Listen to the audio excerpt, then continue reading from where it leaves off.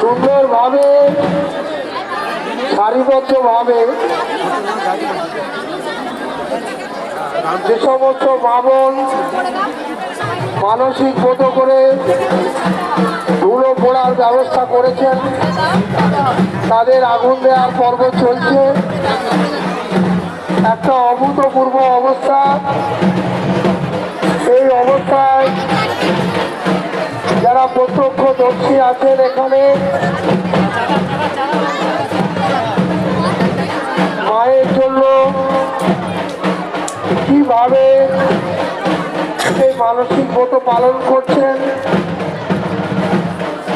অদ্ভুতভাবে সারিবদ্ধভাবে বহু মামন, কমপক্ষে 230 জনের মতো মামন এই ধুলো পোড়ায় অংশগ্রহণ করেছে।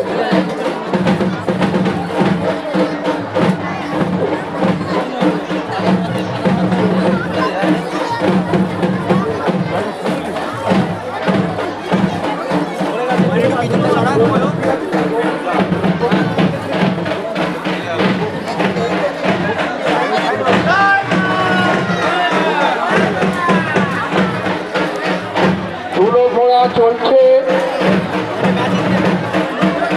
সারিবদ্ধভাবে।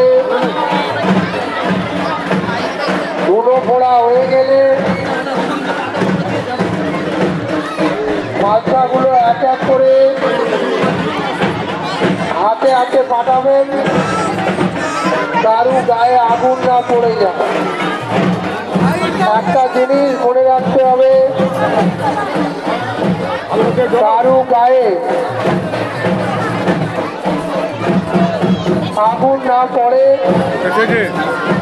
তার যথাযথ ব্যবস্থা করতে হবে।